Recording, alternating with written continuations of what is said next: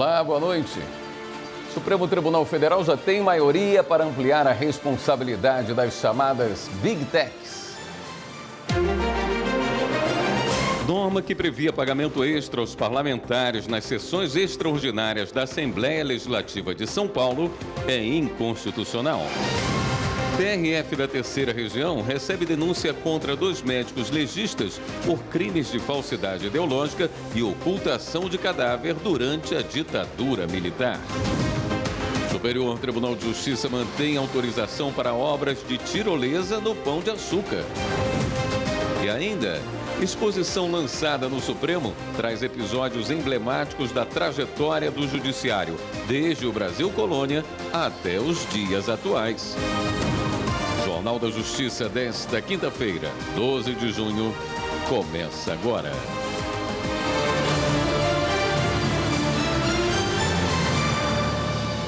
A Advocacia Geral da União, em nome do presidente Lula, entrou com ação no Supremo pedindo a suspensão, por meio de liminar, de todos os processos judiciais em curso no país e de decisões judiciais que responsabilizam a União e o INSS pelos descontos indevidos em benefícios de aposentados e pensionistas.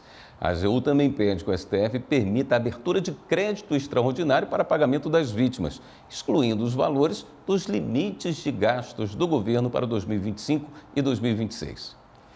Em outra ação, o Partido Progressistas pediu ao Supremo que reconheça o estado de violação massiva de direitos fundamentais no INSS. O PP alega que há um cenário de fraudes sistemáticas em benefícios previdenciários, especialmente praticadas por entidades sindicais e associações conveniadas ao INSS.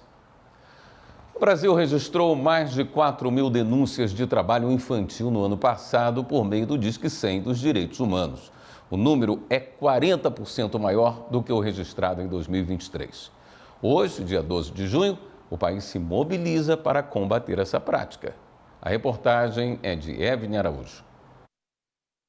O enfrentamento ao trabalho infantil é de responsabilidade compartilhada de municípios, estados e da União. E essa luta precisa ser constante. Só no ano passado, o Brasil registrou mais de 4.000 denúncias de trabalho infantil pelo Disque 100 dos Direitos Humanos.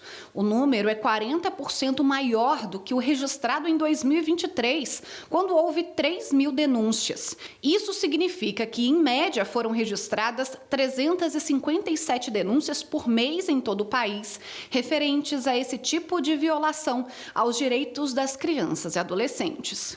Dados divulgados pelo Ministério do Trabalho e Emprego mostram que, por meio da inspeção do trabalho, entre 2023 e 2025, quase 6.500 menores de idade foram afastados do trabalho infantil. Desse total, 86% dos casos envolviam ocupações que possuem graves riscos à saúde e ao desenvolvimento integral de crianças e adolescentes. Entre as atividades estavam as exercidas em oficinas mecânicas, na agricultura, na pecuária e no comércio.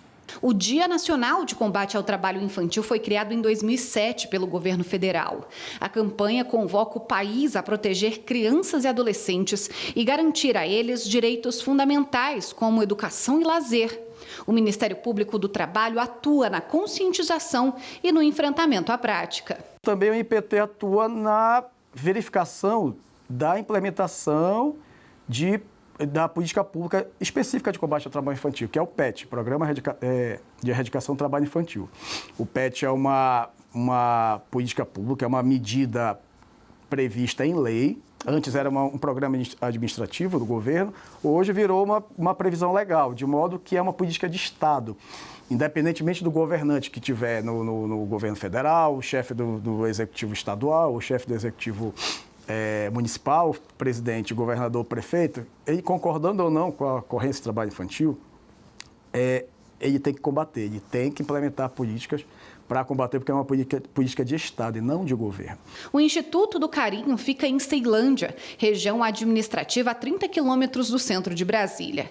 Entre as atividades realizadas pela instituição estão as aulas de reforço, judô e balé. A iniciativa contribui para o combate ao trabalho infantil porque tira as crianças da rua quando não estão na escola. Entendemos que esse ciclo, seja da atividade esportiva, da criança estar aqui e não estar em outro lugar, seja do pai ou da mãe, está aqui realizando uma formação e uma profissionalização, você acaba alimentando uma cadeia produtiva interessante que elimina o trabalho infantil. Uma montadora de veículos foi condenada a pagar R$500 mil por não cumprir a cota obrigatória de contratação de aprendizes. A terceira turma do Tribunal Superior do Trabalho aumentou a indenização em mais de 200% diante do capital bilionário da empresa. Samanta Flor.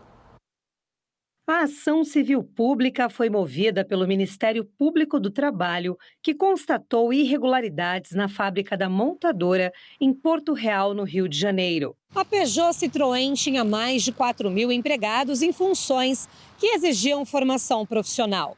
De acordo com a legislação, ao menos 205 postos deveriam ser destinados a aprendizes. Mas, na prática, só 65 jovens foram contratados nessa condição. O Tribunal Regional do Trabalho da Primeira Região, no Rio de Janeiro, condenou a empresa ao pagamento de indenização por dano moral coletivo de R$150 mil. O Ministério Público do Trabalho recorreu ao TST, pedindo o aumento do valor. Argumentou que o capital social da empresa ultrapassa R$4 bilhões. O relator do caso, na terceira turma, ministro José Roberto Pimenta, entendeu que a punição deve ser proporcional à gravidade da infração. Segundo o ministro, a condenação precisa ter efeito pedagógico para impedir a repetição da conduta. Por isso, aumentou o valor para R$500 mil. Pela gravidade da lesão continuada aos direitos que eram descumpridos, isso eu não vou detalhar agora, mas foram muitos os direitos de grande importância, com a natureza de direitos fundamentais, a repercussão coletiva desse dano moral me parece evidenciada nesses autos.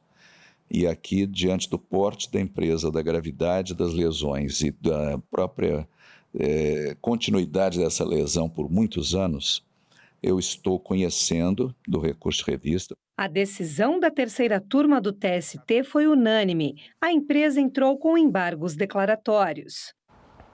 O Superior Tribunal de Justiça manteve a autorização para obras de tirolesa no Pão de Açúcar. Kátia Gomes traz as informações. Por maioria de votos, a segunda turma manteve a decisão do Tribunal Regional Federal da Segunda Região, que autorizou a retomada das obras de uma tirolesa entre os morros do Pão de Açúcar e da Urca, na cidade do Rio de Janeiro.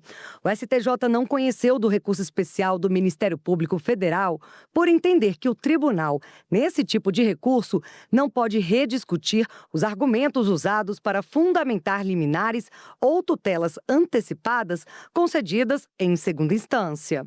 O caso começou quando o Ministério Público Federal ajuizou a ação contra a empresa Companhia Caminho Aéreo Pão de Açúcar e o IPHAN, Instituto do Patrimônio Histórico e Artístico Nacional, para tentar parar as obras da tirolesa.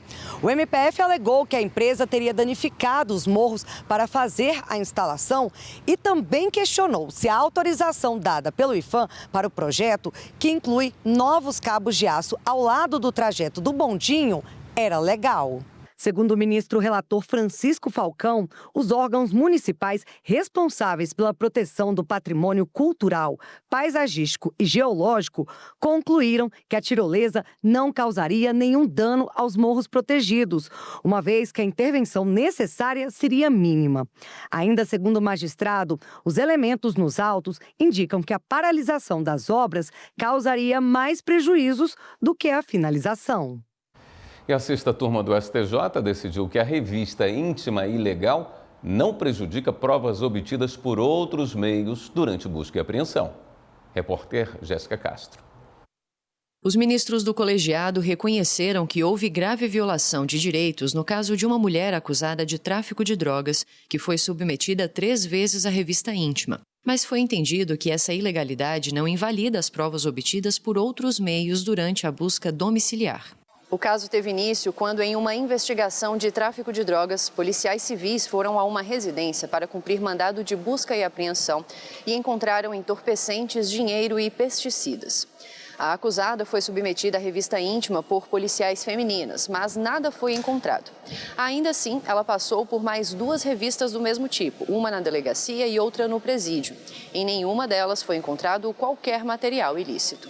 O Tribunal de Justiça do Rio Grande do Sul absolveu a mulher por entender que houve flagrante ilegalidade no cumprimento do mandado de busca e que isso invalidou todas as provas apreendidas durante a diligência. Entretanto, o Ministério Público recorreu ao Superior Tribunal de Justiça e sustentou que a ilicitude da busca pessoal não contaminaria as provas previamente apreendidas por serem independentes. O relator, ministro Rogério Schietti Cruz, reconheceu que os procedimentos da revista foram ilícitos e que violaram a dignidade da acusada, porque ocorreram de forma desnecessária e injustificada. Por outro lado, o ministro, que teve o voto acompanhado por toda a sexta turma, destacou que essa ilegalidade não torna as provas inadmissíveis, por não haver nexo de causalidade entre elas e as condutas ilícitas dos agentes, e também porque elas foram encontradas no interior da residência e não no corpo da ré. Ao dar provimento ao recurso para que a segunda instância prossiga com o julgamento da apelação, afastada a questão da inadmissibilidade das provas, a sexta turma determinou ainda que os fatos relatados no processo sejam comunicados à Corregedoria da Polícia Civil do Rio Grande do Sul para apuração de ilícitos funcionais. Uma empresa de trens foi condenada por divulgar nome de empregada que entrou com ação na Justiça. A decisão seguiu o entendimento de que a conduta afrontou a privacidade e a segurança dos dados pessoais. Repórter João Pedro Melo.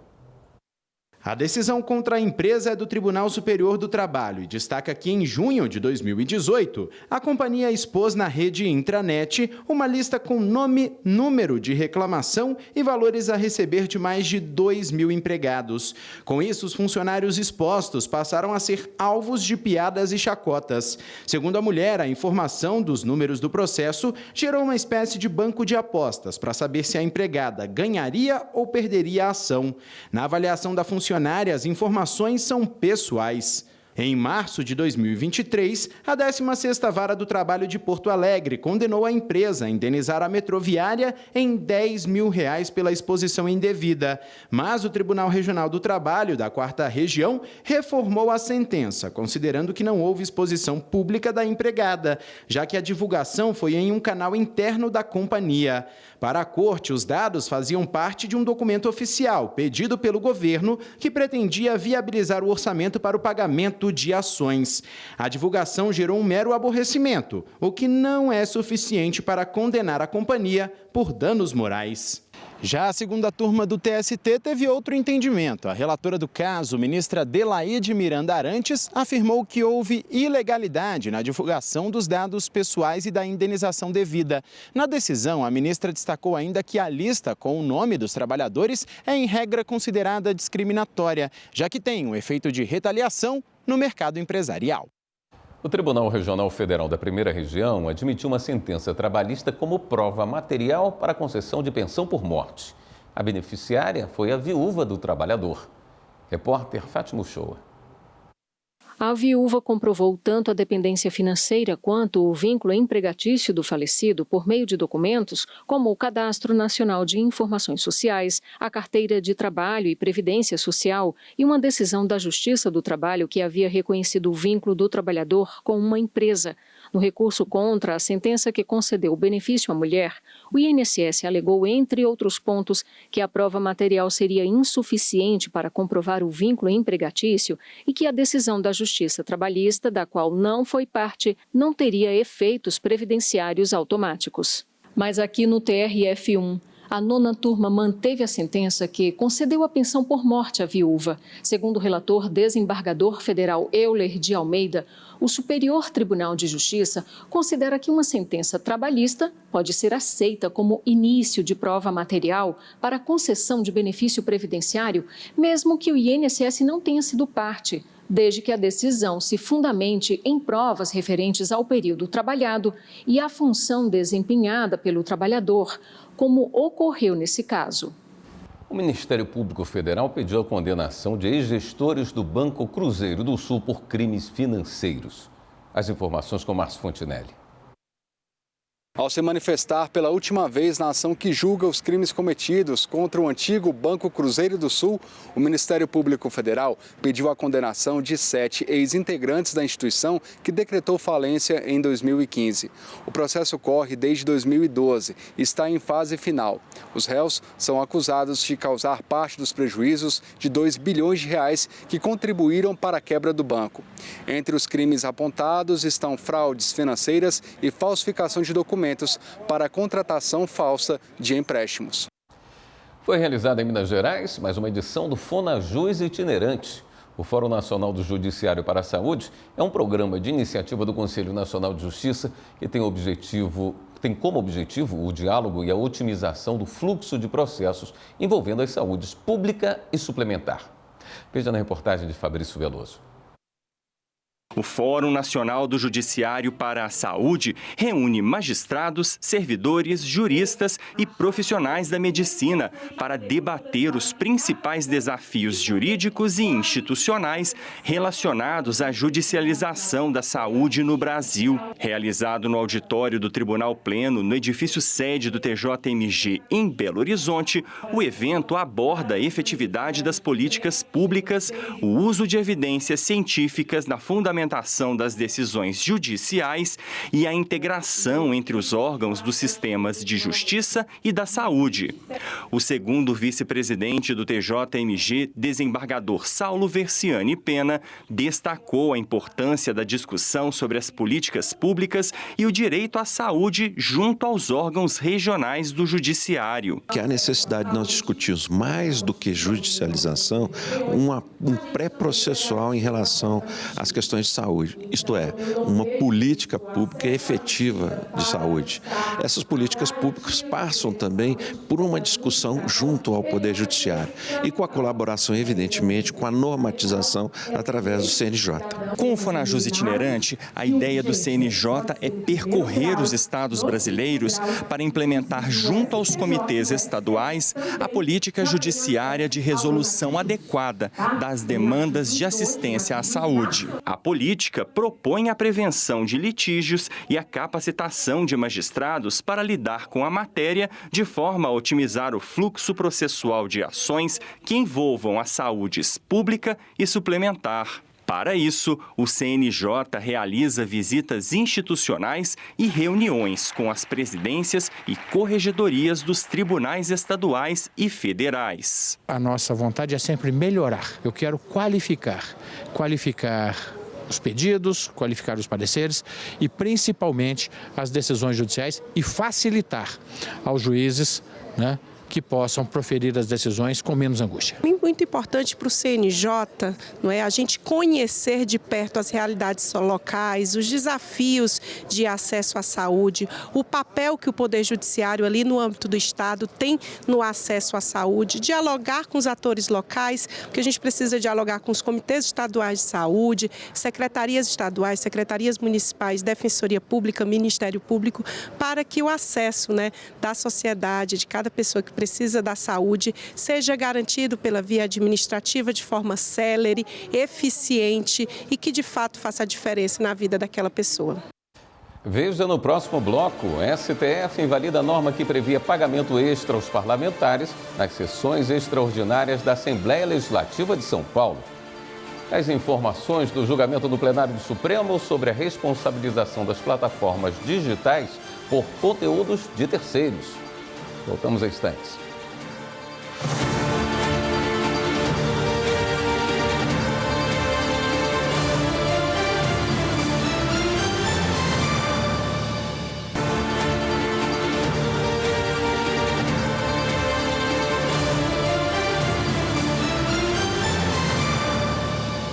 O Supremo Tribunal Federal declarou a nulidade de uma norma da Constituição do Estado de São Paulo que previa pagamento extra aos parlamentares em caso de convocação para a sessão extraordinária da Assembleia Legislativa.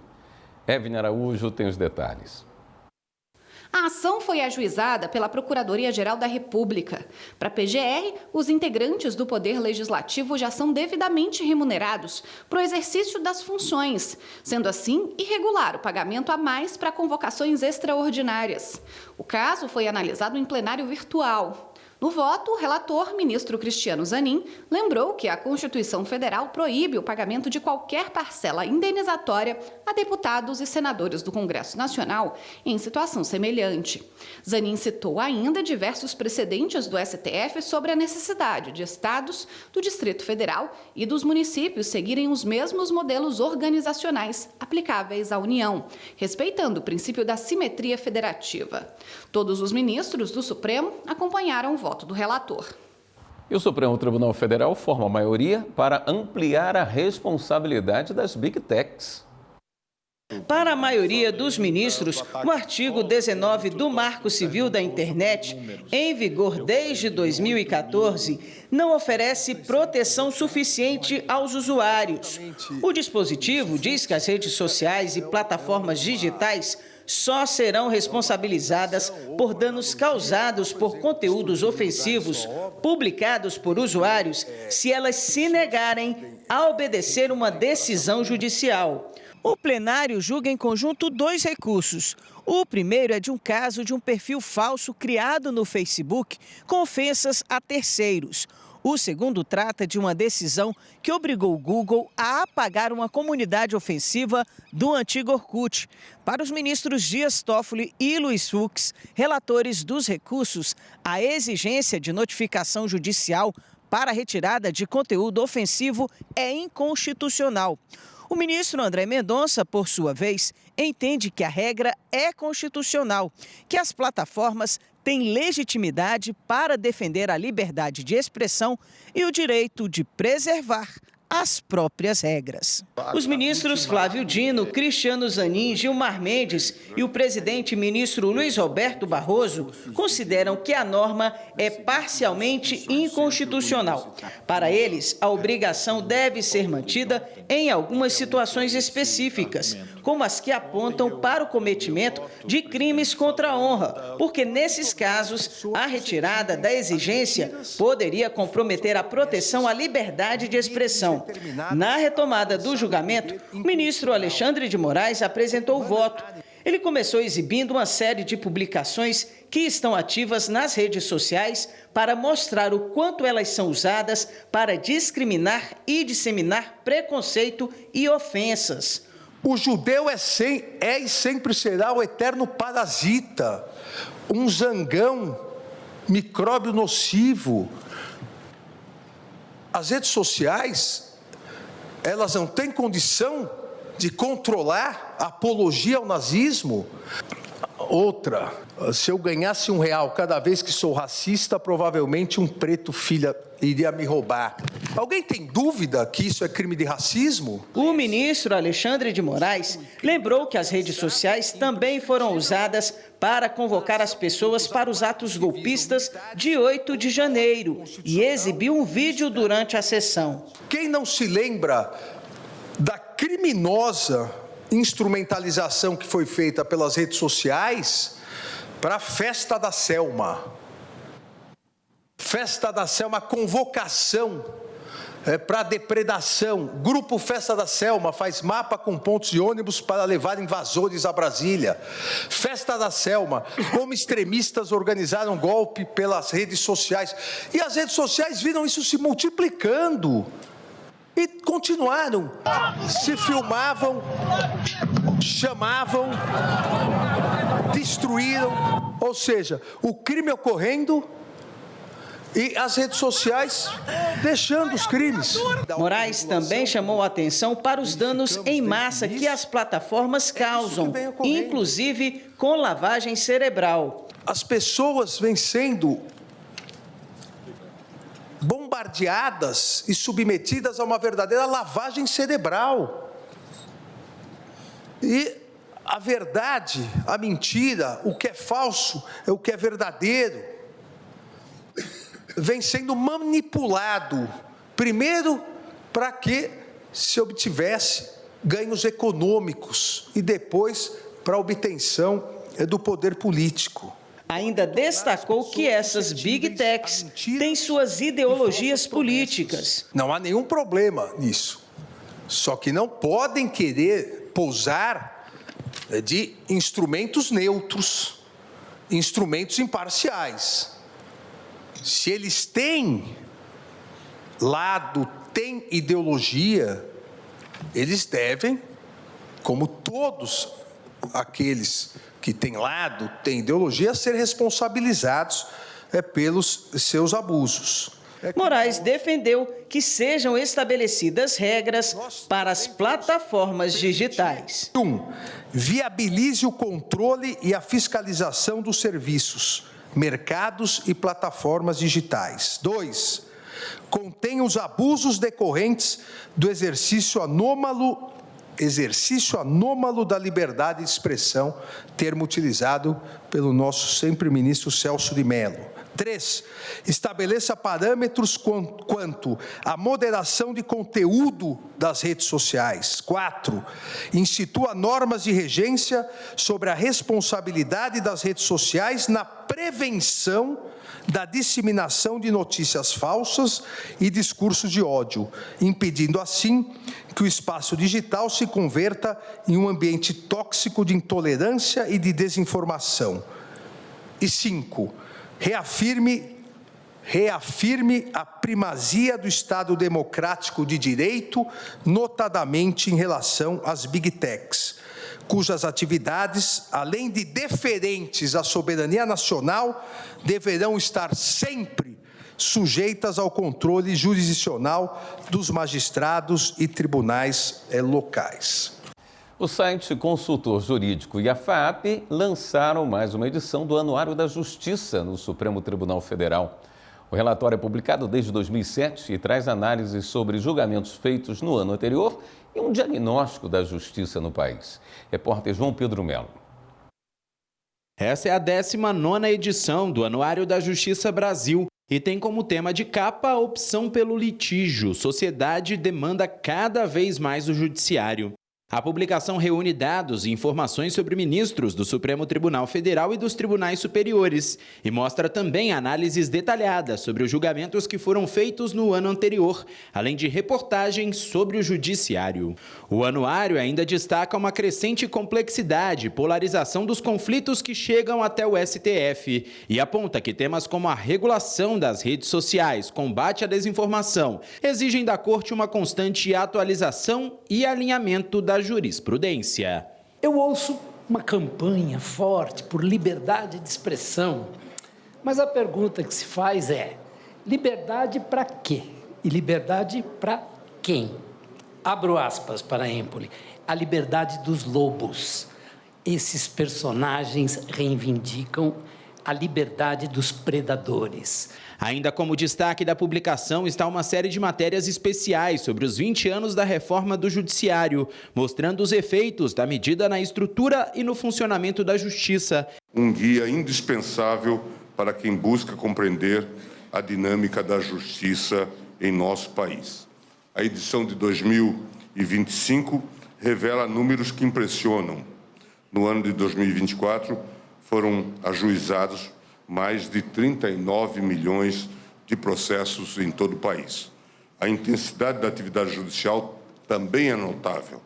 Cada magistrado analisou, em média, mais de 2.300 processos ao longo do ano, o que representa aproximadamente 9 casos por dia útil. A obra já está disponível no aplicativo Anuário da Justiça e no site do Conjur e faz uma curadoria criteriosa sobre as principais decisões tomadas pelo Judiciário, mostrando como as medidas moldam o cotidiano dos cidadãos brasileiros, além de empresas e instituições de todo o país.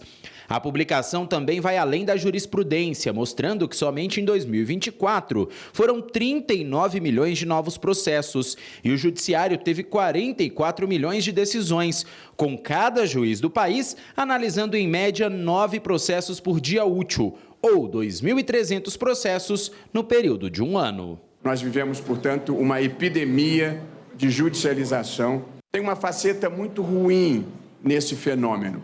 É que nesse volume é difícil prestar a jurisdição com a celeridade desejada e com a qualidade desejada. Tem uma faceta positiva, no entanto. Se a sociedade procura tanto o poder judiciário, é porque ele desfruta de credibilidade junto à sociedade, porque do contrário ninguém iria litigar em juízo. O Supremo abriu uma exposição sobre os processos que marcaram a justiça e a sociedade do país desde o Brasil colônia. A mostra inédita é uma parceria entre a Suprema Corte e o Tribunal de Justiça do Rio de Janeiro. Repórter Pablo Lemos conta pra gente. A exposição Memória em Julgamento, Histórias que Marcaram a Justiça e a Sociedade, reúne casos julgados pelo Supremo Tribunal Federal e pelo Tribunal de Justiça do Rio de Janeiro, além de arquivos da memória nacional. São fatos que despertaram engajamento e curiosidade popular ao longo dos anos, seja pelo assunto ou pelas personalidades envolvidas. Essa exposição tem um valor cultural e de importância enorme na medida em que mostra a evolução do judiciário. Ao falarmos da evolução do judiciário, estamos falando da evolução da própria sociedade brasileira. Por quê? Porque o judiciário representa a forma como os magistrados valoram a sociedade e as leis ao decidir. A curadoria inclui a Lei do Banimento da Família Real, de 1890, o primeiro divórcio do Brasil, em 1977, e o julgamento da Chacina da Candelária, em 1993, que se tornou símbolo da violação de direitos humanos no país. Também fala dos processos envolvendo personalidades públicas, como a socialite Ângela Diniz e a atriz Daniela Pérez. Os dois casos reacenderam debates sobre feminicídio e o direito à defesa da honra. O Superior Tribunal Militar está promovendo um seminário internacional sobre formas inovadoras de combate à violência com base na justiça colombiana. Veja a reportagem de Thalita Oliveira. O Superior Tribunal Militar recebeu magistrados colombianos e brasileiros para a abertura do Seminário Internacional Formas Inovadoras de Combate à Violência, a experiência da justiça colombiana. Durante 3 dias, serão discutidos temas como caminhos para a paz, violações a direitos humanos e a importância do direito internacional. Além disso, o seminário marca o lançamento do projeto Diálogos Globais, Justiça Militar e o Objetivo de Desenvolvimento Sustentável 16 da ONU. Desde quando a Justiça Especial para a Paz foi criada na Colômbia, ela sempre me encantou. Eu tive a oportunidade de ir a Bogotá, visitei a JEP e era uma inspiração da minha presidência trazer os magistrados para vir aqui falar sobre o que é essa justiça transicional, o que é essa justiça que promove a paz e a conciliação ao invés do punitivismo e da retribuição da agressão sofrida. Os acordos de paz celebrados pelo Estado colombiano com as Farc são um exemplo para o mundo. Nosotros somos un país que venimos de 54 años de conflicto armado interno, donde se han cometido crímenes de guerra, crímenes de lesa humanidad, graves y masivas violaciones de derechos humanos, infracciones al derecho internacional humanitario. Y buscamos a través de la justicia lograr un cierre al conflicto. Y es a través de un modelo de justicia restaurativa que repare, dignifique y visibilice las víctimas y también que establezca responsabilidades y le ofrezca seguridad jurídica a los comparecientes. A coordenadora do Comitê de Governança e Relações Internacionais e juíza auxiliar do STM reforçou a importância da discussão desse tema para a justiça militar. Foi muito marcado no início do seminário que nós não estamos tratando de respostas fechadas. Nós estamos abertos ao diálogo e querendo conhecer realidades diferentes para que nós possamos pensar a nossa própria justiça. Cualquier esfuerzo de justicia común y cualquier posibilidad de crear mecanismos mejores para poder buscar a los criminales que además terminan siendo muchas veces criminales también de delitos más graves como son crímenes internacionales, pues bienvenido. Entonces, estos tipos de foros ayuda a que ese intercambio sea posible, a que aprendamos unos de otros, a que busquemos alternativas comunes. Hubo propuestas interesantes en ese sentido, ya se habla de inteligencia artificial y otras situaciones que podrían contribuir a ese esfuerzo de justicia, entonces me parece muy positivo. O Poder Judiciário de Mato Grosso promoveu o mutirão Dignidade e Cidadania, ação voltada exclusivamente para quem já cumpriu ou está cumprindo pena em regime aberto ou semiaberto, além daqueles em situação de rua. Veja a reportagem de Laura Meirelles. Para recomeçar a vida em sociedade é preciso ter coragem. E para quem já cumpriu ou está cumprindo pena em regime aberto ou semiaberto, e também para aqueles que estão em situação de rua, essa retomada precisa ser apoiada por instituições que prezam pela garantia dos direitos humanos. Em uma ação inédita, o Poder Judiciário de Mato Grosso e parceiros do Sistema de Justiça, Fundação Nova Chance, Governo do Estado e Prefeitura de Cuiabá promoveram o mutirão Dignidade e Cidadania, voltado exclusivamente para este público. Muitas vezes as pessoas que saem do sistema prisional não têm qualificação nenhuma para enfrentar as dificuldades da vida aqui fora. Então nós precisamos amparar essas pessoas nesse primeiro momento de liberdade. Nós temos regularização, temos pacificação social, queremos que eles voltem ao trabalho, que tenham dignidade. Muitos têm problema com drogadição. Nós precisamos dessa atenção especial. Muitas vezes a população ela fica esquecida e acaba voltando ao regime fechado por não ter comparecido, sequer às vezes saber que tem que comparecer.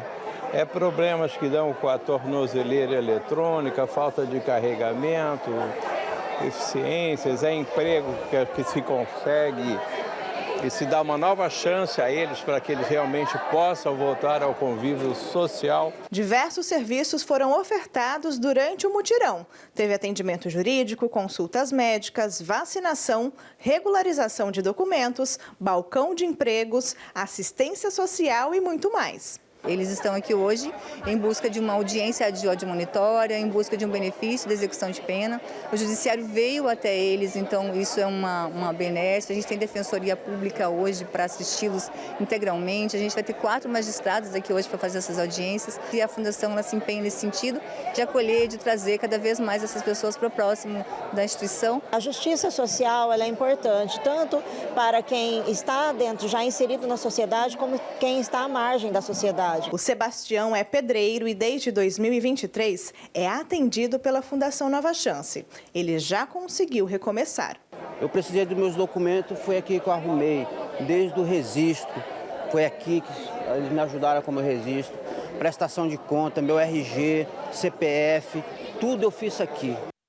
A Justiça Federal da Terceira Região de São Paulo deu provimento a um recurso do Ministério Público e recebeu a denúncia de falsidade ideológica e ocultação de cadáver contra médicos legistas que atuaram na ditadura militar. Eles teriam elaborado laudos falsos em 1973 sobre mortes de militantes de grupos de oposição ao regime. A denúncia é contra os médicos legistas Harry Shibata e Antônio Valentini. Eles teriam falsificado laudos que omitiram a morte por tortura de Sônia Maria de Moraes Angel Jones e Antônio Carlos Bicalho Lana durante a ditadura em 1973. As vítimas eram integrantes da Aliança Libertadora Nacional, grupo de oposição ao regime naquela época. A denúncia do Ministério Público Federal havia sido rejeitada em primeira instância com base na lei da anistia, que perdoou crimes políticos durante o período militar, mas foi aceita pela 5ª Turma do Tribunal Regional Federal da Terceira Região, em São Paulo.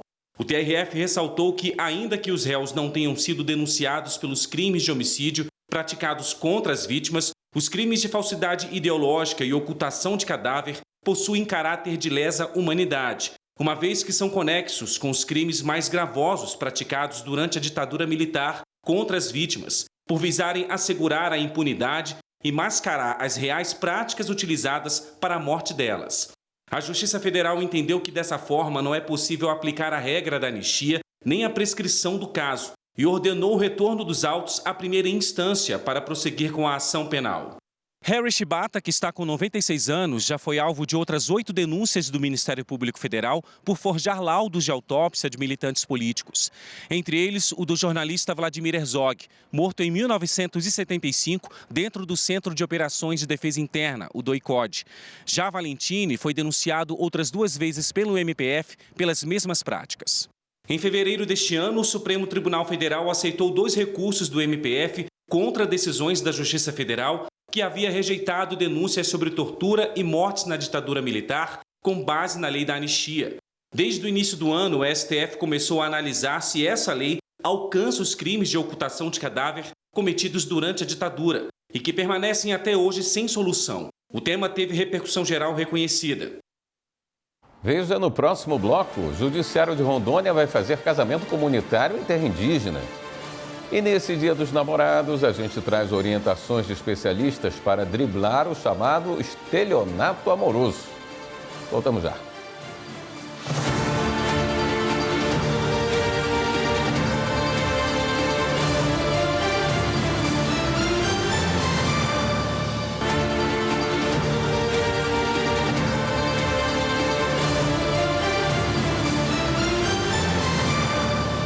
O Tribunal Regional Federal da 6ª Região, em Minas Gerais, apresentou o primeiro relatório semestral de monitoramento do acordo fechado com as vítimas do acidente na barragem do Fundão, em Mariana, Minas Gerais. O relatório é de dezembro de 2024 a maio deste ano. Esse é o primeiro relatório que nós estamos apresentando, obedecendo aquilo que o Supremo Tribunal Federal nos delegou, que é monitorar a implementação do Acordo de Mariana para que os valores que foram estabelecidos nesse acordo sejam aplicados da forma como prevista no acordo, da forma mais efetiva e mais proveitosa para a população de Minas Gerais. Dentro do cronograma previsto no acordo, as atividades estão em dia, estão se desenvolvendo de maneira adequada e a gente espera que a partir do segundo semestre de 2025, nós já tenhamos entregas mais concretas, tanto à população de Minas Gerais quanto à população do Espírito Santo. A gente já tem em torno de 70 mil acordos homologados, no valor de 3 bilhões de reais, que me parece algo absolutamente impressionante. Então, esperemos, né, que esses trabalhos continuem nesse ritmo ou até mais acelerado, para a gente poder dar uma satisfação, né, à sociedade que, de uma forma geral, está tão sofrida com esse impacto dessa tragédia. Quem ainda não se inscreveu para receber as indenizações tem até o próximo dia 4 de julho. O valor das indenizações vai de R$ 35 mil até R$ 2 milhões. A Biblioteca do Supremo Tribunal Federal recebeu o lançamento do livro Infraestrutura Brasileira, Políticas Públicas, Planejamento e Novos Paradigmas para o Controle Externo. A obra é de autoria do procurador do Estado de Pernambuco, Renato Ramalho. Veja na reportagem de Marta Ferreira. O lançamento foi na Biblioteca do Supremo e contou com a presença de advogados, professores, colegas e do ministro Flávio Dino. Renato Ramalho é professor e procurador estadual, atua em Pernambuco. Na obra, ele avalia os novos paradigmas que recaem sobre a relação entre o planejamento estatal, a infraestrutura brasileira e o controle externo, sobretudo aquele exercido pelos tribunais de contas. Também propõe uma atividade de controle direcionada a contribuir para que a administração alcance os melhores resultados no setor da infraestrutura. É um pacto nacional de visão de longo prazo, com um recorte muito específico de políticas públicas de infraestrutura. Então, tomadores de decisão da alta burocracia brasileira, no bom sentido da palavra, né? Estudantes e pesquisadores do tema da infraestrutura, o mercado também, os agentes econômicos que trabalham com concessões, parcerias público-privadas, grandes obras públicas. O livro também explora a relação entre a infraestrutura, a economia, a sociedade, a fiscalização e o meio ambiente. Um trabalho que durou 4 anos. A gente propõe uma visão de Brasil de longo prazo, né? Que país a gente quer para 2050, 2070, 2080? Então, através especificamente desse recorte temático da infraestrutura, ou seja, saneamento básico, rodovias, ferrovias, aeroportos, como é que a gente vai construir as bases, os pilares, né? Porque infraestrutura é isso, né? São pilares para que as atividades econômicas proporcionem o desenvolvimento social, o desenvolvimento econômico, claro, sempre com a perspectiva de sustentabilidade ambiental, fiscal. E a partir disso, né, a partir desse recorte da infraestrutura, a gente vem defendendo justamente que o Brasil tem que retomar o planejamento no centro das ações do Estado brasileiro e da nação como um todo. O Dia dos Namorados foi criado para estimular os corações apaixonados e impulsionar o comércio. Mas a cada ano a data tem se tornado especial também para os golpistas. A repórter Carolina Chaves dá algumas dicas para evitar desilusões amorosas e prejuízos no bolso. O amor está no ar, mas principalmente nas vitrines.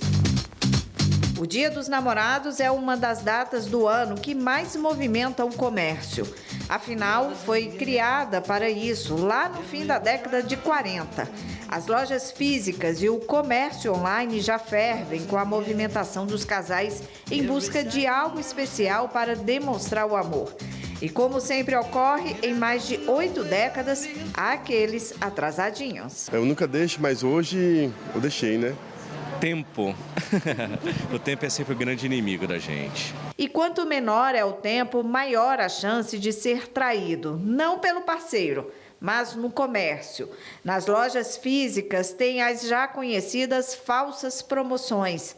Também é preciso ficar de olho nas condições de troca, caso o presente não agrade tanto a pessoa amada. Mas o maior perigo está mesmo no comércio eletrônico. Segundo a FEBRABAN, Federação Brasileira de Bancos, os criminosos aproveitam esse período para criar promoções inexistentes, divulgadas por e-mail, mensagens no celular e principalmente nas redes sociais. É preciso pesquisar bem a empresa e o produto antes de fazer a compra. Toda vez que nós envolvemos a emoção numa compra, a gente corre o risco de estar aí vulnerável e cair em um golpe. Então tenha cuidado no sentido de pesquisar antes. Pesquise aquela loja na internet, pesquise os comentários que existem, para que assim você realmente confirme que aquela loja é uma loja fiel e é uma loja que cumpre com os acordos que ela faz, com os contratos dos seus consumidores. Um estudo da ClearSale, empresa especializada em combate a fraudes, revelou que no Dia dos Namorados passado, os golpes no comércio eletrônico superaram 72 milhões de reais. Se ela comprou um produto, estava muito emocionada naquele momento e depois se arrependeu, se ela comprou pelo meio virtual, o Código de Defesa do Consumidor permite que em até 7 dias ela desista dessa compra e requeira o cancelamento, com o recebimento do valor integral que ela pagou pelo produto. E não é apenas no comércio que o amor pode dar prejuízos. O chamado estelionato sentimental também tem sido motivo de preocupação. Muitas pessoas se expõem a riscos quando procuram sites de relacionamento e outras redes sociais para iniciar um relacionamento. Aqui também vale algumas dicas. Veja se a pessoa está na lista de contatos de algum conhecido e, se possível, tente saber um pouco mais sobre ela. Evite perfis perfeitos demais. Procure marcar um primeiro encontro sempre em locais movimentados. Nunca compartilhe imagens ou conteúdo íntimo e constrangedor. E desconfie sempre de história muito dramática com uma mãe doente ou uma dívida de última hora. Os riscos de golpes são muitos, mas tomando cuidados, ainda é possível encontrar um amor verdadeiro mesmo no mundo virtual. A Larissa conheceu o dela no ano passado. Nas redes sociais mesmo, né? Aplicativo de namoro, a gente começou a conversar com pouco tempo, a gente já se encontrou e desde aí ficamos juntos.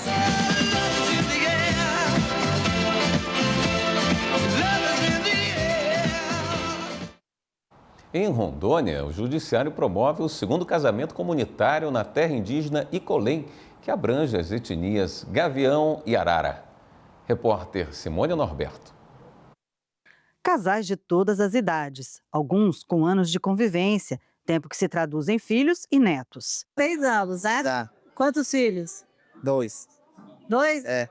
Essa daqui é a mais nova? É. Estamos juntos há 16 anos. 16 anos, tem filhos? Temos um filho. Mesmo os mais jovens já têm tempo compartilhado. É que a tradição da etnia Gavião é casar mais cedo. Já faz 26 anos. Com quantos anos você casou?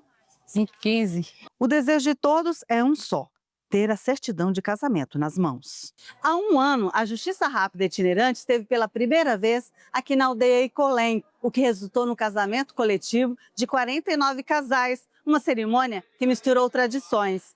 A iniciativa deu tão certo que o povo Arara e Gavião pediu para que o judiciário viesse novamente, e dessa vez com muito maior interesse. Já há uma lista com 69 casais querendo converter a união estável em casamento, o que deve acontecer nesses 2 dias de audiência aqui no Centro de Convivência da aldeia. Eles entendem que gostariam de ampliar a questão da cidadania, porque já são todos casados, né? Levarmos, cidadania a todos os locais, né, e principalmente nessa comunidade indígena, possibilitando, né, a regularização de situações jurídicas, como a conversão das uniões estáveis em casamento. Acesso à justiça aos indígenas que estão aqui, que é muito mais difícil para eles irem até o fórum, então a gente vem para conceder o que eles precisam aqui. A cada atendimento, o desejo fica mais próximo. Os servidores da Justiça fazem a audiência para retificar os documentos, quando é necessário, e depois realizam a conversão. A cerimônia do casamento comunitário já tem data marcada, no dia 28 de junho. É claro, vai ter festa com danças, música, pintura e vestes tradicionais, além de pratos e bebidas típicas. Estamos preparando ornamentos, né, adereços. Você saia de buriti, cocá e colar, e ela vai estar usando aqui. Edileuza e Josias assinam a ata. Logo depois, a liderança do povo Gavião faz questão de mostrar também na mesma terra indígena outro projeto envolvendo participação do judiciário. O espaço etnoturístico para acolher visitantes que queiram conhecer a cultura indígena e se conectar com a natureza. As cabanas são de convívio e hospedagem. A Casa da Árvore para observação. Tem ainda a cozinha e um pequeno palco para apresentações. Tudo construído com madeira apreendida destinada pelo judiciário. Assim como o projeto de luz solar, também financiado com verbas dos juizados especiais. Nossa cultura se fortaleça cada vez mais através do etnoturismo, mas também gerando economia para o nosso povo. É de fato trazer pessoas de fora, turistas, para conhecer nossa cultura, se conectar com a natureza, com o rio. Esta edição do Jornal da Justiça fica por aqui. Uma boa noite para você, até amanhã.